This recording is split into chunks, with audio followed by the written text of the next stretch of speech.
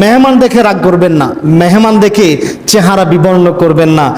আজকে এই ঈদে আমার কাছে সবচাইতে বেশি কষ্ট যেটা পেয়েছি আমি, সেটা হচ্ছে আয় হায়, এই বছর আমাকে যেই বিষয়টা কষ্ট দিয়েছে সেটা হচ্ছে অধিকাংশ অনেকের বাড়িতে তার বোন আসে নাই, অনেকের বাড়িতেই তার ফুফুরা আসে নাই। কেন আসে নাই? তারা বাড়িতে আসলেই আমাদের চেহারা বিবর্ণ হয়ে যায়। কেন? তার অংশ নিয়ে গেছে। কি নিয়ে গেছে? আমার কথায় কেউ রাগ করবে না, আমি কারো চেহারা দেখে কথা বলবো না, আল্লাহ নবী এবং আল্লাহ যা বলেছে তাই বলবো। আপনার রাগ করবেন, খুশি হবেন, এতে আমার কিছু যায় আসে না। আমার দরকার আল্লাহকে খুশি করা। চেহারা কেন বিবর্ণ? বোন ফুফুরা অংশ নিয়ে গেছে, তো তাদের সাথে সম্পর্ক শেষ। আমরা মনে করি অংশ নিছে মানেই তার সাথে আমার সম্পর্ক শেষ, পিতার বাড়িতে তার আর কোনো জায়গা নাই। আচ্ছা বলেন তো, ভাইয়ের সাথে, বোনের সাথে, পুপুর সাথে আপনার কি টাকা পয়সার সম্পর্ক নাকি রক্তের সম্পর্ক? কি দিয়ে সম্পর্ক মূল্যায়ন করবেন? এখন রক্তের সম্পর্ক যারা টাকা দিয়ে, সম্পদ দিয়ে মূল্যায়ন করে, তারা কি মানুষের কাতারে আছে নাকি পশু প্রাণীর কাতারে চলে গেছে? কেমনে চলে গেছে জানেন? এবার আপনাদেরকে দেখাই। একটা কুকুর কয়টা বাচ্চা জন্ম দেয়? 7টা। 2-4টা নষ্ট হয়, 4-5টা থাকে। এই একটা কুকুর 4-5টা বাচ্চাকে আস্তে আস্তে বড় করে।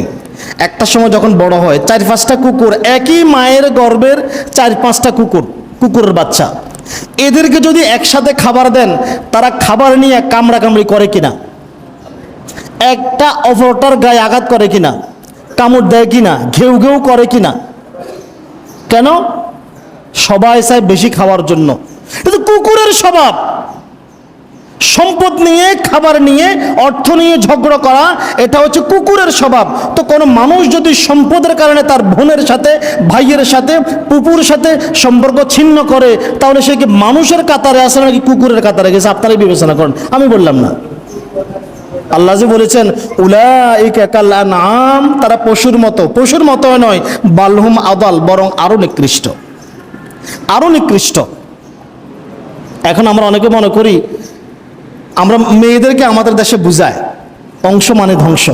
মেয়েরা অংশ নিলে নাকি ধ্বংস হয়। তো বাপের অংশ ছেলে নিলে ধ্বংস হবে না? কথা বলেন না।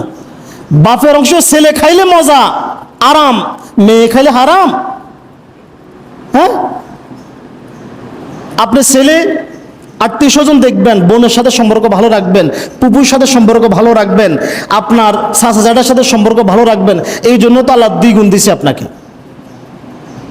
মেয়ে যদি পায় 1 টাকা, আপনি পাবেন 2 টাকা। আল্লাহ তো এই জন্য আপনাকে 2 গুণ দিয়েছেন।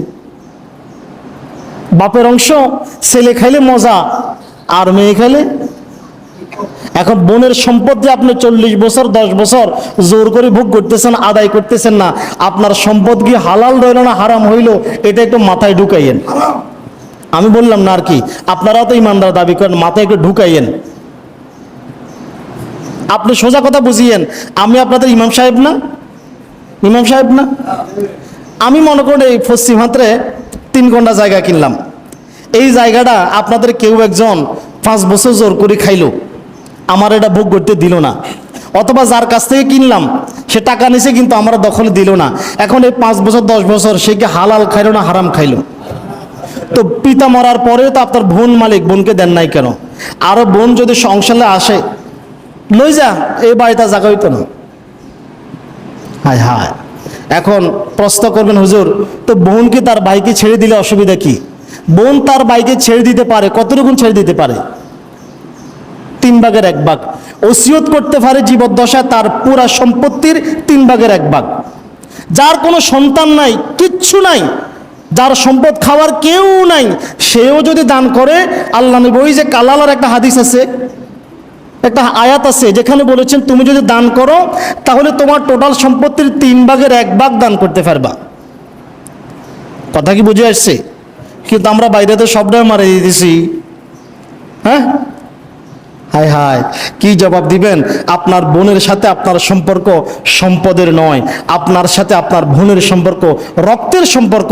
আর রক্তের সম্পর্ক যারা কর্তন করে, আল্লাহ তাদের সাথে সম্পর্ক কর্তন করে ফেলেন, আল্লাহ তাদেরকে দুনিয়া এবং আখিরাতে লাঞ্ছিত করেন। আপনি দেখেন না, ভাই বোনের সম্পর্ক ভালো আছে, আল্লাহর রহমত আসমান থেকে নগরিত পড়তেছে, ওই পরিবারকে আল্লাহ অকাদরে দিচ্ছে।